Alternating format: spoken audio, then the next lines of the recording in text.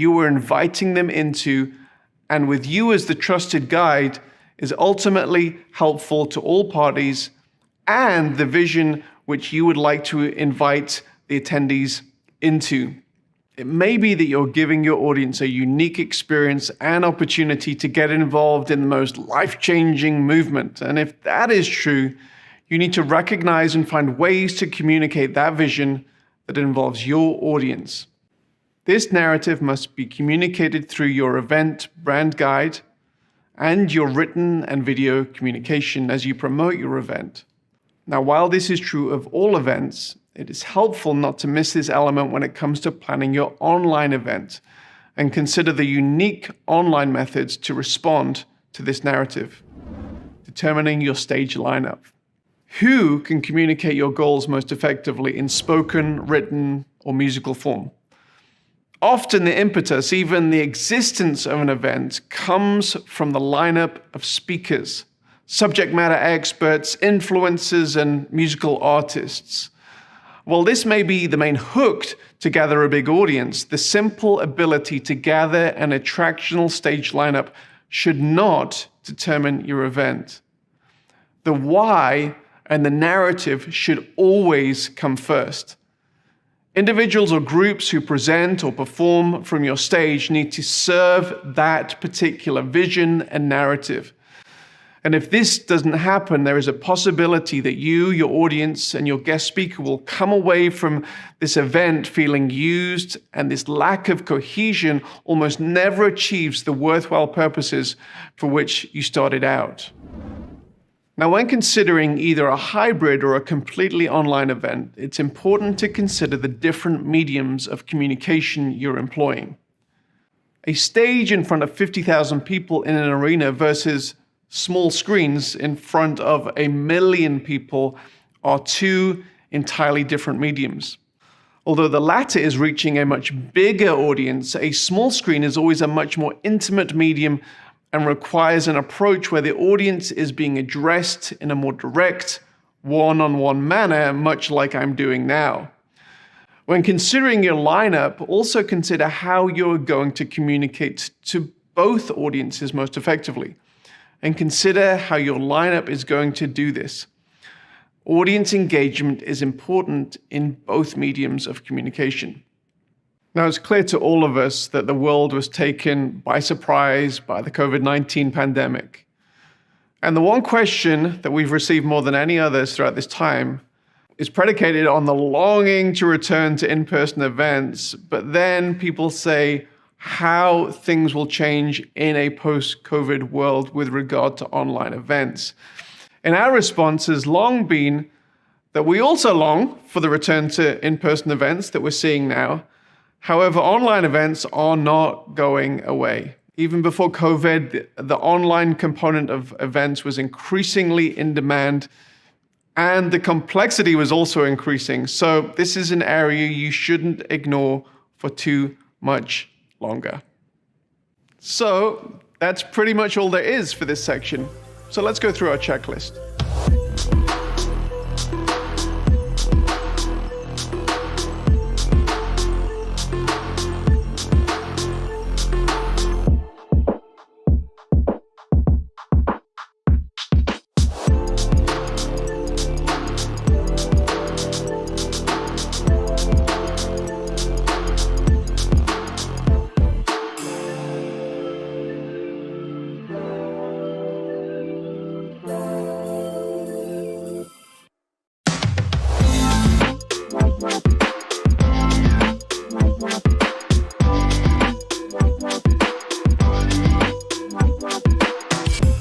So, you figured out the reasons why you're doing your event.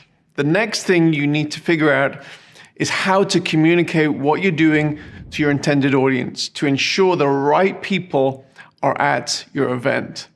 Although this is a little bit of a simplistic take, the human dynamics of any event remain pretty consistent, whether you're a nervous high schooler wanting to pull off the student event of the century, or gathering 80,000 into a football stadium, or hosting an online event of any size. It really is true if you get that school quarterback and cheerleader and their buddies, people start paying attention no matter what demographic you're trying to reach. The quarterback may be different for different audiences, and you may have to be ready to communicate these nuances in language that your particular audience understands and connects with. But outside of these communication differences, other dynamics are actually often the same. The bottom line is that getting people to an event typically revolves around a number of rather similar factors. So let's consider the reasons why people register, buy tickets, and eventually attend an event. And these things are things that you need to consider in your networking and marketing as you prepare for your event. Number one, people will come to see a VIP, a favorite musical act, an influencer, a subject matter expert. That stage lineup is important. Number two, people come to learn. They're going to be equipped at your event.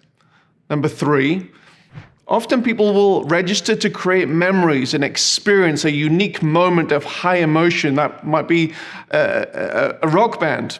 Number four, for the networking opportunities, often at expo events. Number five, to support a cause. Number six, to be at the event of your tribe, your affinity group, the annual get-together. Number seven, because friends and colleagues are going to the event and people want to be there and belong to the group. Number eight, people go to be inspired and get a kickstart, a kick up the backside in a particular area. And number nine, people go to be entertained. Often the reasons why people eventually attend are a combination of a number of these factors, and even more mundane reasons can just nudge a person over that finish line into actually buying a ticket.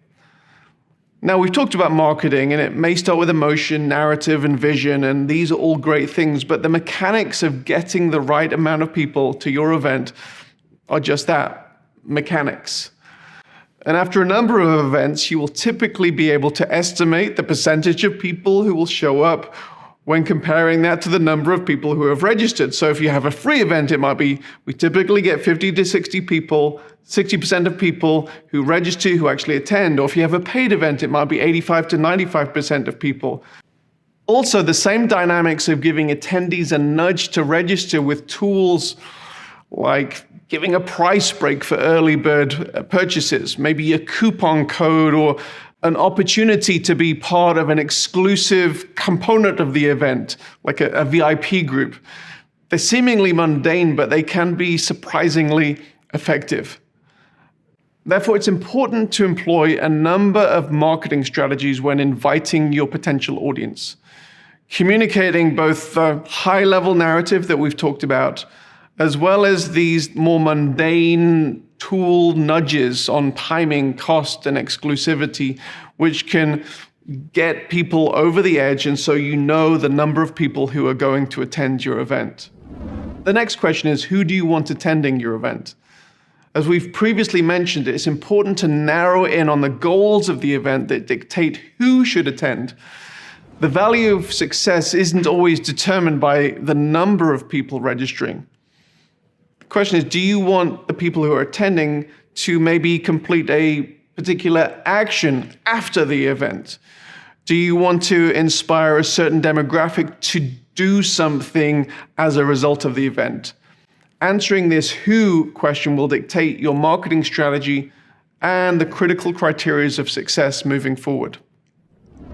Next, why attendees buy your tickets.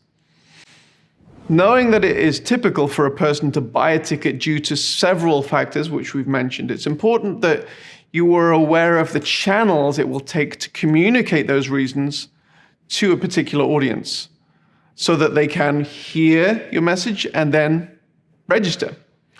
These vary per organization, and therefore it's important for you to think about your own unique situation. But these typically include things like word of mouth.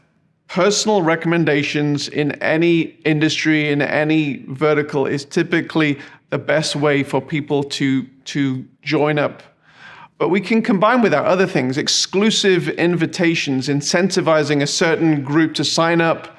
Maybe it's an influencer recommendation. It's not just a friend, but it's somebody who the particular demographic really recognizes and admires, who recommends people sign up, is always helpful and typically one of your best forms of marketing.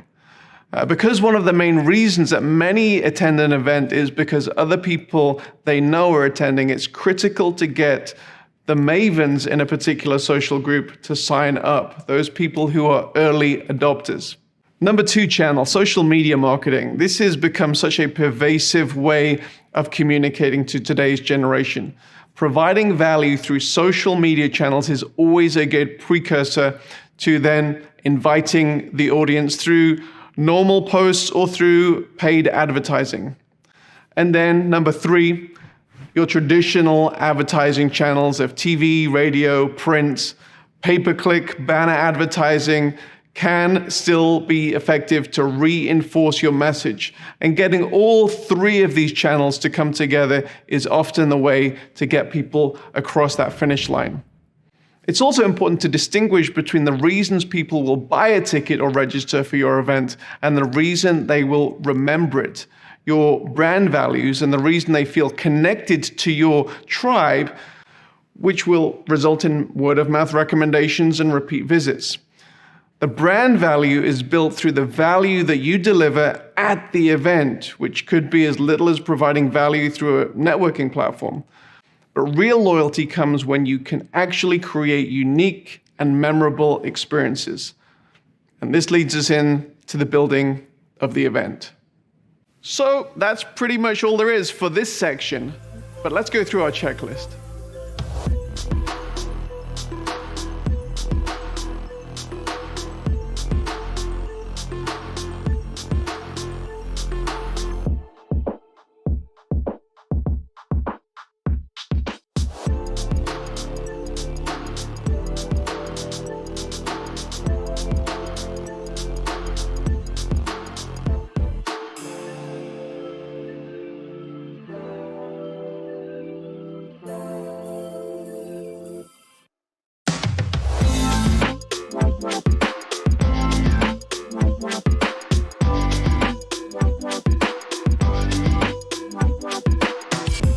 So we've thought about the why of your event. We've thought about who your main audience is and how you will communicate to them about attending.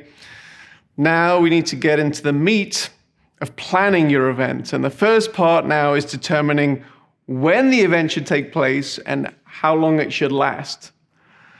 Now, event producers who are familiar with the cadence of an in-person physical event are often curious and ask us whether there are similar optimal times and durations for online events. There's no exact science in answering this question. However, there are some guiding principles which must be considered. In-person events will often require an attendee to take time out from their usual schedule. It might include travel and booking accommodation, and if this is the case for a significant portion of your audience, then it's often wise to make the hassle involved in travel and staying away from home worth it. You, as the event producer, must be concerned with the creation of space in the event, time for networking and meeting, as well as determining the potential for curated moments in plenary sessions which unite the messaging and can mobilize your entire audience. Now, hybrid events, online and in person, typically have the same considerations as in-person events, as it mirrors the in-person event experience.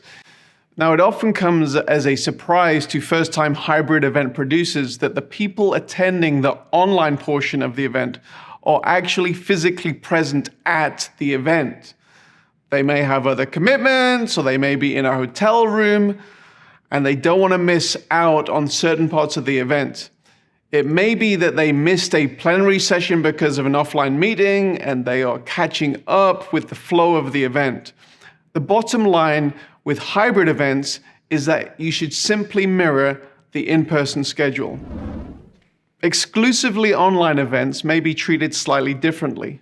Since they don't require attendees to take time off work, one more significant consideration is that attendees may only be joining outside of work hours, unless, of course, you're hosting a work event, in which case holding it within typical working hours becomes optimal.